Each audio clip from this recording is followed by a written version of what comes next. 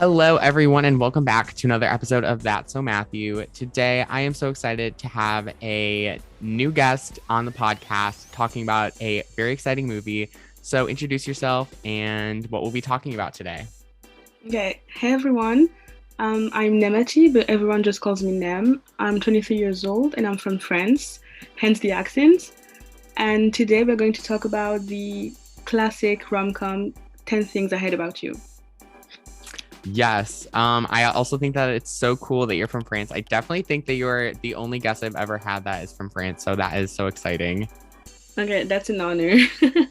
Yes, I mean, I'll be honest, I do take French in school, but my French is so horrible that it probably wouldn't do much. But I am so excited to have you here. Yeah, so 10 Things I Hate About You. This is actually the second time that I saw this movie. The first time was a fun fact in a school classroom last year. I watched this while in class. Really?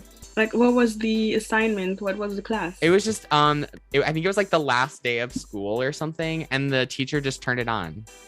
Okay. So, what do you think about the movie? Well, overall, it is definitely a unique movie. It's definitely not a movie that I'm normally into. I'm not a normal rom-com person. But this movie kind of served, I will be honest. It it I don't know, it's just like kind of interesting. Like I know that it's supposed to be based off of like a Shakespeare thing, which Yeah, I learned that yesterday. I had no idea. yeah, I was really surprised, but like I kind of love it because like I'm a theater person, so like that just makes everything better is Shakespeare. But I'm very excited to talk about all of the different characters and stuff in just a minute. Before we do that, this came out in 1999, so it's about 23 years old. Yeah. On March 31st, and yeah, it is a 1990s high school rom-com. We have Cameron and Bianca and Patrick and Kat. Those are all like our main characters. So honestly, just right off the bat, we have Julia Stiles who plays Kat, who is the more or the less social sister. What did we think of Kat throughout this movie? I really love Kat, and I also love the fact that she doesn't fit in, but she doesn't want to fit in a way. So she's not popular and she doesn't care. And I just think like she's really different from her sister Bianca, but in a good way. And she's like strong-minded. She's a feminist. She knows what she wants. So I really love her character. Me too. She is currently with Patrick, who we'll get to in a little bit, but she's very antisocial. I just love her character in general. She's kind of like that personification of like teen angst. Yeah, yeah, Which yeah. I really love it. She gets accepted into the Sarah Lawrence College. Um, and her father doesn't want her to go. And she is just basically like the more interesting one of the movie. I don't know why. She's like just my personal favorite of like characters. She's always just kind of like she really doesn't care what other people think. She kind of just lives in her own world, and I kind of love it. Yeah, and I think what's cool about the movie is that she doesn't try to change. Like she doesn't try to be popular during the movie. She doesn't do like a makeover or anything. So I just think that's really cool because in like 2000 movies, there's always like a makeover. There's always someone trying to be popular, like Mean Girl or whatever, and she doesn't try to like be popular or change herself. So that's really something different, and I really love her. Yeah, you're right. That is such a very like 2000s like trope during movies is like the makeover. Yeah, And I kind of just love the way that it's portrayed in this movie that she doesn't really care. She kind of is just introverted and antisocial, but she's just amazingly like iconic in that way that she just doesn't care what other people think, which is always like a plus in this kind of movie. yeah. Honestly, she's like who I wanted to be in high school. Like I wanted to be like edgy and listen to like underground music, and she's like the character I wanted to be. Like you know when you watch a movie and you want to be like some characters, I wanted to be her. Yes. Totally. I kind of love that though Like you just wanted to like live your best life without letting other people get in your way. And Yeah. that's exactly what Kat does. And I think that that's what is done so well about her character throughout this movie. So yeah, probably my favorite character. Up next we have Patrick, who is the like the bad boy of the movie, who dates Kat and ends up like falling for her, and he is played by Heath Ledger. Um, what did we think of Patrick in this movie? I love him. Like he's portrayed as a bad boy, you know, bad guy. There's like rumors that he doesn't have a liver, etc. But I just love him, and I love how he easily opened up to Kat, and like he was just like a facade. He acted like he doesn't care, but really he's just like so sweet.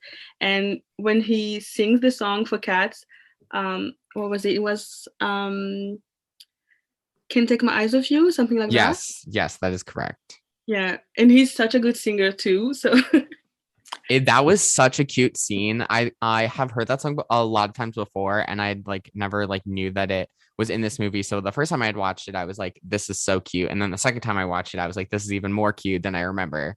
yeah, and especially because I've heard that if really he was really invested in this scene, like he chose the song and he chose the outfit and he was really into it, so it just makes everything much better. Yeah, I think when like as like an actor myself, when you're like really into a scene or like a character, I think it just makes everything so much better. And Yeah. so like hearing that, like it was probably one of my favorite scenes of this movie. It's like obviously cringy, but like what is new? Like this is an early 2000s movie that's a rom-com. Obviously, it's going to be a little cringy. Um, Another thing I really like about Patrick is he's super like sarcastic. He kind of just always just kind of lives his own life as well. Like he's Yeah. a bad boy. He smokes, he drinks, all that good stuff. But it always just is such an interesting like trope in the movie, like the bad girl and the bad boy kind of vibe. He also Yeah. has like an Australian accent, which is kind of funny because he's supposed to be from Australia, but then he also like has an American accent at the same time. But is Heath Ledger like Australian or American? I couldn't tell. I honestly don't know. I can honestly look it up right now because I'd be very interested to know. He was born in Australia. Okay, so that's why. Yeah. Because I think the first time I watched the movie in English was 2 days ago.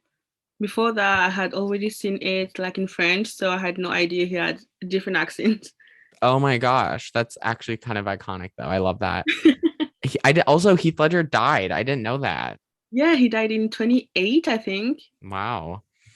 Yeah, I'm really that makes me sad to hear. Yeah, so Patrick is also an icon, as well as our next character, Cameron, who is like a new student and he's like in love with Bianca. And Cameron in this movie was like kind of just his own entity. Like he kind of was just also living his own life, but he was kind of like the funny comic relief of the Yeah, movie. yeah, I agree. And he's played by Joseph Gordon, which I love, who I love. And as you said, he's like the funny guy. He brings like some fresh air and like really different from Patrick. He's funny and he's much freer, much free. And yeah. And also I think he's like only 2 years younger than Eve, but he looks so much younger in the movie. Yeah, he looks like a tiny little child in this movie. Yeah, I agree. The thing I really like about Cameron is that he's just kind of like a sweet little like boy, which sounds really weird to say, but like he's just way less like big and extravagant as the other people. And he's just like super sweet all the time. He's always trying to like flirt with Bianca. And then they go to prom together, which is super cute at the end. And then they begin dating. And he also moves around a lot, which is like a very like 90s like movie trope. Like there's the boy that moves around all the time. Yeah, like the new kid. And because his I think his father is in the army, so that's why he moves a lot. Yes, I think that is correct. So it was just he was like also one of my favorites. I feel like I've said that about every single character, but like they're all just iconic. Uh Bianca is also too. She is the younger sister, and she is played by Larissa. I hope I'm saying that correctly. She's the younger one, and she's very popular, very like the it girl of the movie, which is the classic 90s, early 2000s rom-com like trope is the popular girl. And she is played very well in this movie. I would say that she's like 15 or 16 in this movie, so she's still pretty young. Yeah. She's just her very like on brand teenage girl. And she's always like on brand, like in cute outfits, like always looking her best, which I'm honestly obsessed with. She's always like trying harder to be the most popular girl, even if it's not always working out in her favor. Yeah, I, that's true. And what I did you really, think yeah, of I Bianca? really like. First of all, fashion. Bianca is like always super well dressed. Like her prom dress, like the pink one. I loved it. It was so nice. And yeah, I think she's just so different than Kat, but like in a good way. Like I love Kat, but I also love Bianca, even though she's very different. She's just young and she's like immature, but in a cute way, I guess. Yeah, she definitely is more immature. I think it's just always her worry to like be popular and be pretty so that she's like not even like focused on like maturing herself, you know? Yeah. That's how I kind of feel with that. I do like her though. Like I can't say that like I didn't like her character because that's just not true. But like She's very likable. yeah, she is likable and I think that like they tried to like make her unlikable if that makes sense. Yeah, yeah, he does. And I'm really glad that they didn't like overdo the unlikable stuff because I really enjoyed her character. Like otherwise, like yeah, she's definitely not my favorite, but overall, she was a good character. And like you always have to have that like popular mean girl moment. So that's that she brought that to the table. Yeah. And I also think it's interesting that the movie doesn't revolve like entirely revolves around Bianca, who's the popular one, but revolves around Kat. And I think it's a different take on rom-coms in the early 2000s. So I think it's really interesting. Oh, yes, for sure. I agree. I think the thing that like makes this movie special is that it's not like your cookie cutter early 2000s. Like, yeah, it has like some of those like basic stuff, but it just works so well Yeah. by like focusing on like the less popular one instead of like the most popular one, which I feel is like always done. Yeah, we've seen this movie. Yeah. Um, our next character is Walter, who is the father. He is very overprotective of both of the girls, which is kind of understandable because they're both very like they kind of like seem like the high school partiers of the group, always like maybe getting into a little bit of trouble, both of them, honestly. Yeah. And he just kind of wants the best for them. He doesn't want them to go too far away for college or too far, like, doesn't want them to go to parties. So, what did you kind of think about the dad? Well, first of all, I think he's really funny. Oh, yes, I totally agree. And I think the reason why he's so afraid of the girls going out, I think he's an OBGYN or something like that. So he's used to seeing teen pregnancy and he just doesn't want his daughter to be pregnant as teen. But other than that, I think he's funny and I just really love the actor. I've seen him in a lot of movies and TV shows and he's funny. So he just brought the funny in the movie, just like Cameron did. So yeah. Totally. Yeah, he's definitely like funny, another like comic relief character, which is always nice. He's basically just doesn't want his daughters to get pregnant. And one of my favorite lines is you never know when Mr. Stork is going to play a visit because I don't know if they do this in France as much, but like when someone is like pregnant or like expecting, it's always like a stork is going to bring the baby or whatever. Yeah, yeah, yeah, yeah. And so like I just thought that was like a super funny line that I just had to mention because it was so funny. Um yeah. Up next is the character Joey Donner, who is the senior, very self-absorbed. He basically just wants to have sex with Bianca. Um, I didn't really too much care for his character in general. He's like your popular basic jock, and obviously, like, I wasn't too into it. But what did you think of his character? Well, I think he's really cliche. Like he's a jock, he's rich, he's good looking, he's popular. But as soon as you watch the movie, you know that Bianca is not gonna end up with him. Like it's obvious. So I just didn't really care about him. Yeah, totally. I really didn't care because I felt like he wasn't really adding anything to the story besides just being like an annoying, like popular boy. Yeah, he was a walking cliche. Yeah, really, he was. I love that you kind of brought that up because it's like such a basic, like early 2000s trope. Like I keep saying that, but like the popular boy. And yeah, I just didn't really too much care for his character. I think that it was basic. He's just, there was nothing that I really enjoyed about him, to be honest. I don't Yeah, know. I totally agree. He's not deep. Like we don't know anything about his character. We don't know his background. Like he's just a facade, and that's not interesting. Yeah, I love that phrase. He's just a facade. Like that I might have to start using that in my episodes because I love that. Um, Up next we have Michael Ekman, who is basically a geek who tries to help Cameron win over Bianca. And he is kind of another character who I don't really have much to say. He's like very minor. Like he doesn't have much going on in the movie. He loves Shakespeare. I think the most notable thing about him is the scene where he gets a dick drawn on his face. Yeah, that was funny. It's like that was so funny. Like I'm pretty sure my teacher, like when we were watching it in class, like skipped over it, and it was so funny because he was like, "Oh wait, never mind."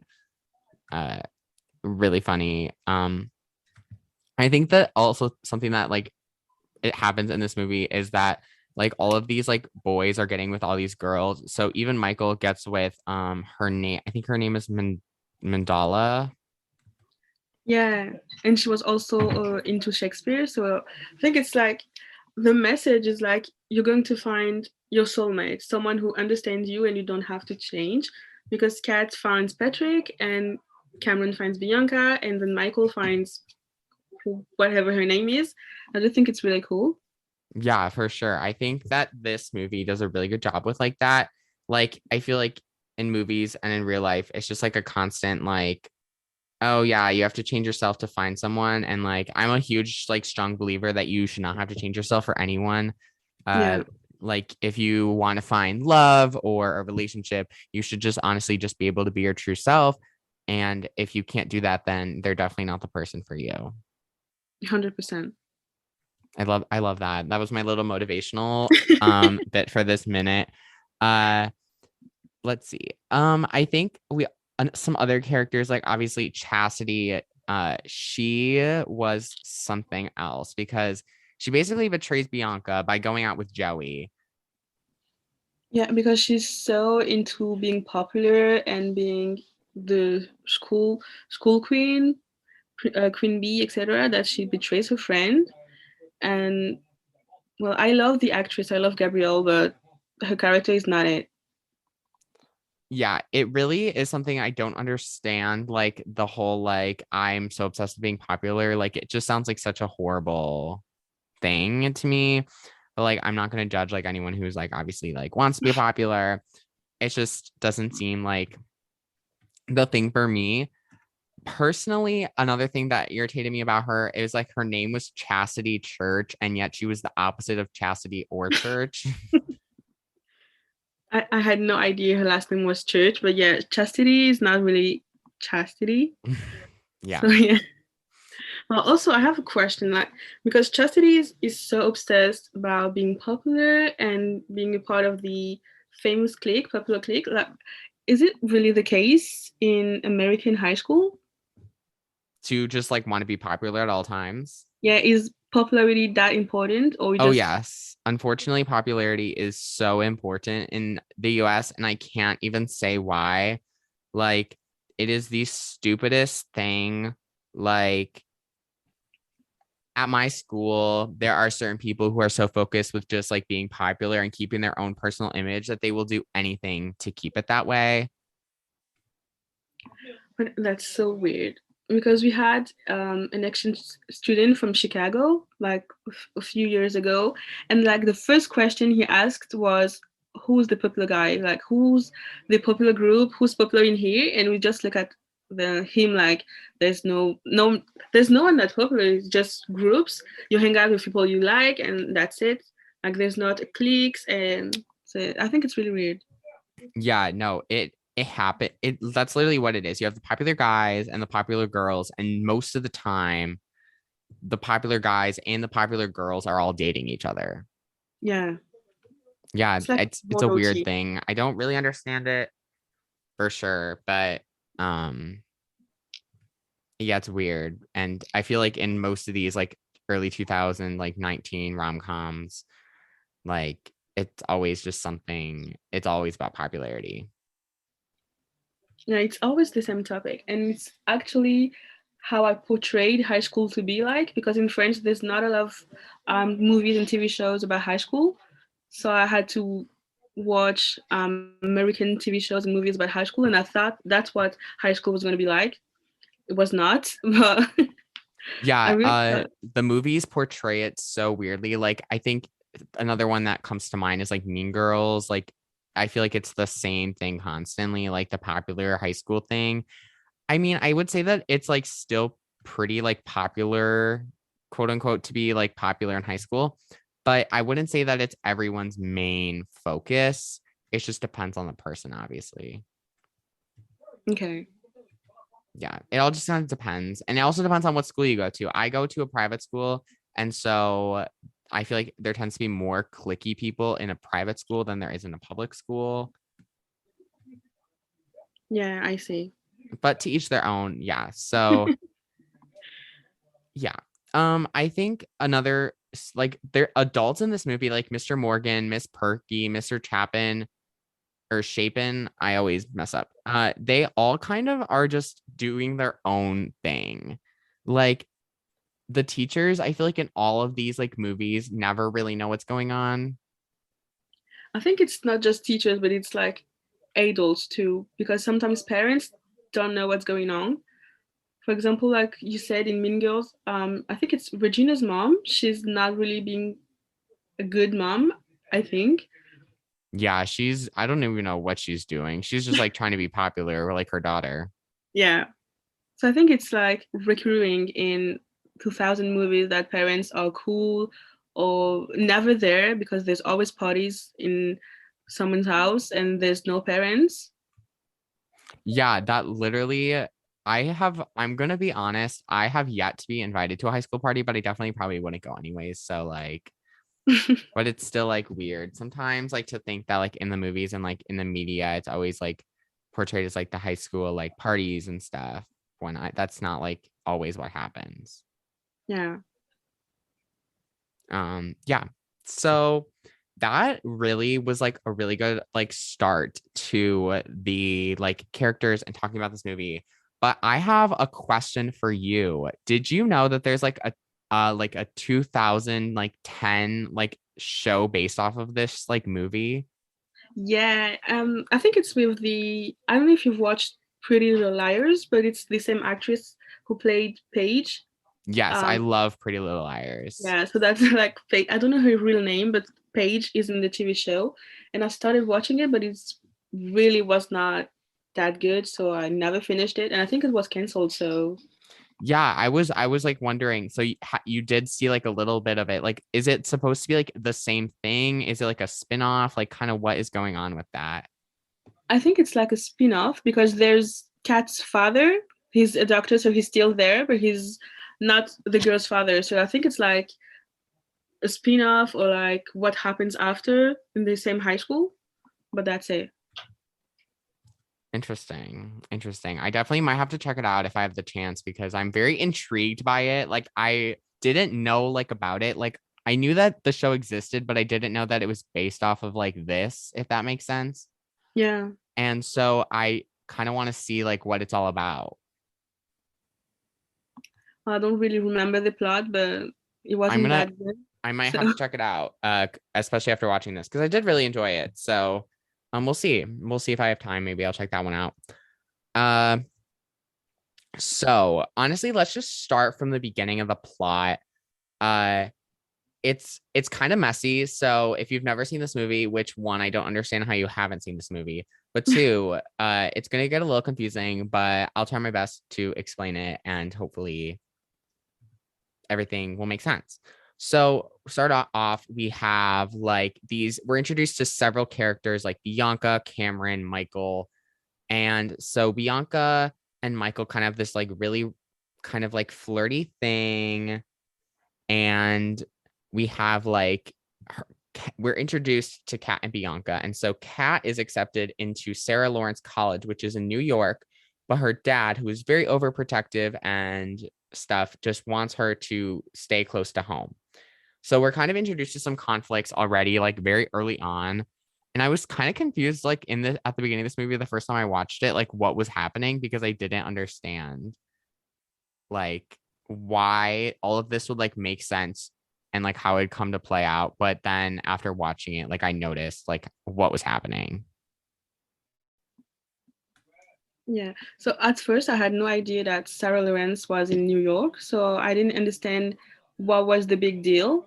But then I found out that it was in New York and that the movie was set in Seattle, I think. So Yes, it's I like think on that's the other correct. side of the country. And so I kind of understand her father, but I think it's common in the United States to move out of state for college. So at first I was not, so I didn't understand the conflict at first. Yeah. I mean, I'll be honest, like my parents are very like over like I don't they're not like over obsessed with it, but like they don't want me to like my mom wants me to like stay close to home for college, but my dad wants me to go like halfway across the country for college. So it obviously like is up to like the parents' discretion. And like in the US, it is very, very common for people to go out of state for college. I would say that it is like probably the most popular, especially like a college that's in like New York, Chicago, or like any of like a bigger city or state. Yeah. But I definitely could see like why the dad would like be worried about that because especially if he's worried about her getting pregnant, I feel like during college it's more likely that she will be getting pregnant. Um, and so it just kind of makes everything like a little bit more crazy. They can't even date until they graduate, which is kind of crazy. I feel like, especially in the US. In France, I have a question. Like, what is the like typical like dating age? Like, when do people usually get their first boyfriend or girlfriend? I think it's 12 years old, to be honest. Oh, okay. Yeah, 12 that's years really old. young. Yeah. That that is definitely, I think that's even a little bit more young. I mean, I would say it's probably about the same in the US, like depending on where you are or like what kind of school you go to, because I feel like the school does impact that. Well, Um, I went to public high school and I'm currently in college. But in high school, everyone was dating. And I think it's because in Europe, we're more like grown ups. Because, for example, we can drink at 18. So we're a little bit like older. And so everything starts much earlier than in other countries. Like people start smoking at 13, 14 years old, drinking same. So dating only makes sense that they start dating at 12 years old, to be honest. no, that does make total sense. I think in the US, we're always like either a little bit behind or way ahead. There's no in between. Yeah. And so I'm personally like way behind because like in the US, like our drinking age is like 21, 21. And so that's like 3 years higher than like in France. And like I definitely could see like how that would like kind of cause like some societal differences. And so I think that that's like so interesting. But yeah, basically everyone's obsessed with dating in the US. And in this movie, everyone's obsessed with dating as well. Um, we have they're trying to find someone to date Kat, and so Cameron picks out Patrick, who's kind of like the school bad boy, and but he like kind of gets like scared off, and it's like kind of just like this whole thing because Michael's like really trying, like Joey's like gonna pay Patrick to take Kat on this date. But they need to like find out what Kat likes and dislikes. And so basically from here, like Patrick actually begins to like start to show interest in Kat, and they go to the party, and it just like everyone just kind of gets pissed off because like I don't understand why, because they like all set this up, but then weren't into like them being into each other. Yeah, I think they really didn't plan on Patrick to open up and to fall in love with Kat. So that's why I think. Yeah, I think it just like people weren't expecting it, and that just kind of created like an interesting dynamic for sure. Uh, but I kind of was okay with the weird dynamic because this party was like one of my favorite scenes. Like, Kat becomes upset because Bianca and Joey have been seen together, and then she gets drunk. Um, then they're like, we should start a band, which is such a random like US thing. I feel like all teenagers just want to start a band. Yeah, I did too. I mean, I do too. I don't get me wrong. I definitely would be interested in starting a band for sure.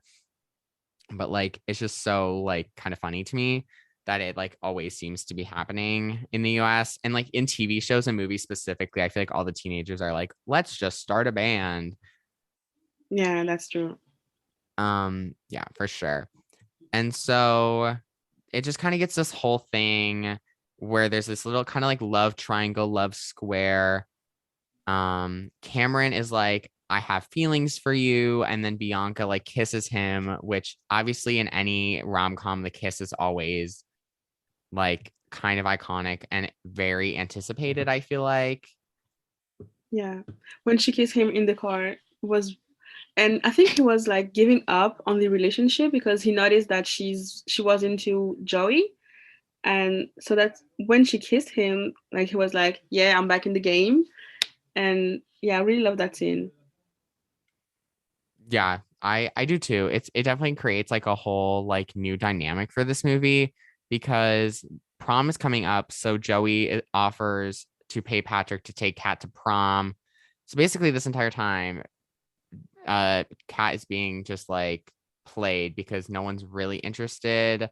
But then it just like kind of gets crazy because Patrick serenades her with a marching band, which is the scene Can't Take My Eyes Off of You. Yeah, They go on this really cute and romantic date, which is obviously 10 out of 10. Like any date in a rom-com is going to be great. Um, and so Patrick insists that she will go with him to the prom. And it just kind of like gets to this whole like prom thing because Bianca's like, why hasn't Cameron asked me? And so she accepts Joey's invitation, but it just kind of this whole thing. And then Kat was like, I dated Joey, and they had sex, which obviously is going to cause some tension because what's new in a rom-com? and I think it's so weird that Joey would date Kat and then want to date his sister years after. Like he's so weird. Totally. It is such a weird thing. And I think I don't know why that it even happened because it kind of just weirds me out. Yeah, because I can't picture Kat dating Joey because she's so much cooler than him. She has depth. She loves music. She's so different than him, and we don't know anything about him. So it's just really hard to picture themselves dating. For sure. It's just a really weird thing. And especially like if they did the dirty, like they did the deed, like why are they like dating each other's sisters?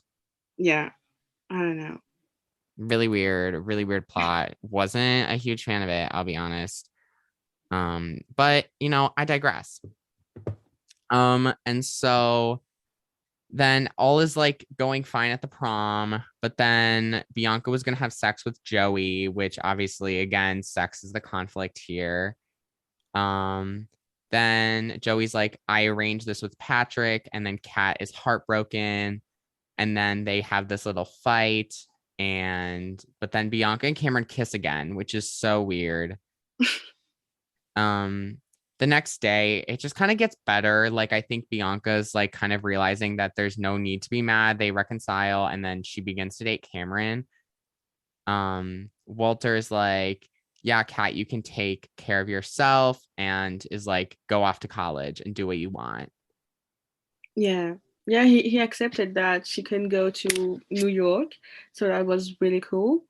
And I think even though she was kind of heartbroken after finding out that Patrick was paid to date her, I think she took it pretty good, I guess. Because in a lot of rom-com movie, you would see the character like sobbing, crying, and she was not. And I think it just shows how strong Kat is.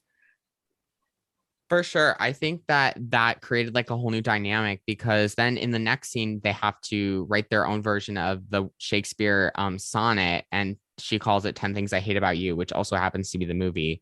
But she Yeah. still loves Patrick. And then he gets her a little guitar and they have fallen for each other and then they kiss. So romantic happy ending that I love to see.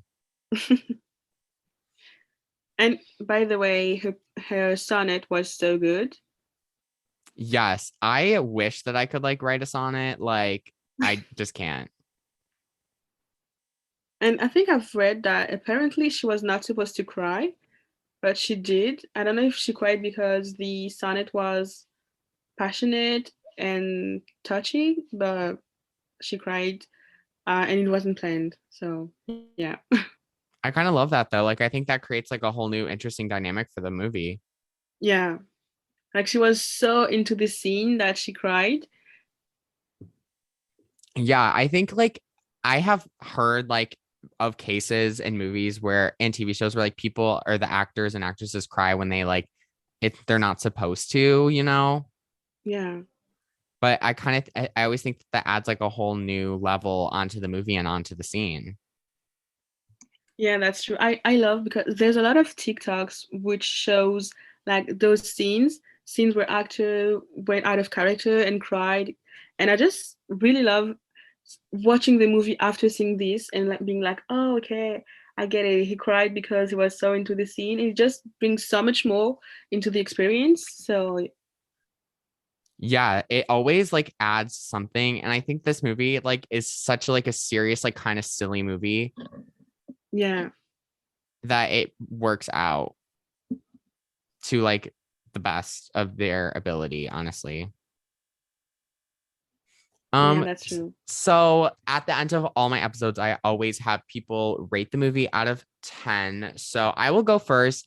This movie definitely surprised me. This was only my second time I've ever seen it, but it really was probably a great one. So I'm gonna have to give it like a 7 out of 10. Okay. Yeah, that's pretty good. I think I would give it a 9 out of 10 because it's a classic rom-com movie, but it's also kind of different from other movies like Mean Girls, Clueless, She's All That. Like it has its own universe and its own characters, so I really love that. And I would put a 9 out of 10, I think. Wow, yeah. Also, did you know that I think it's the director of 10 Things I Heard About You also is the director of She's All That and another movie, but I can't remember. Yeah, I think he did She's All That after doing 10 Things I Heard About You, and I think he was inspired by Clueless to make 10 Things I Heard About You. So that's really cool. Okay, I love that, honestly. Like I think that it's like kind of iconic that like all of these iconic movies are all they're pretty much directed by like the same guy. Yeah, he's iconic, and I think he can be so proud of himself because a lot of generation have seen these movies. Like for example, I'm 23, and I've seen his movies, and I think you're 17. Yes, I am. Yeah, so you're 17 and you've seen his movies too. And I think like his movies are timeless and they age pretty goodly, I think. Yeah, they really do. They always like work very well and like they are timeless and I love that so much. Yeah. Well, I want to thank you so much for joining me on the podcast here today. I had a great time talking about this iconic movie that if you listen to this whole episode and you still haven't seen it, like what are you doing with your life? You should go watch it right now. Yeah. And by the way, Heath Ledger, he's so cute. You have to watch the movie just for him. Yeah, just for him. And yeah, you can follow me on Instagram, TikTok, Twitter, all the places at That's So Matthew. And if you want to support me or the podcast, you can check out any of those and check out my website, that'ssomatthew.com, for all the fun stuff on there. And so I hope everyone has a great rest of their day. Thank you so much for tuning in and have an amazing day. Bye. Bye, guys.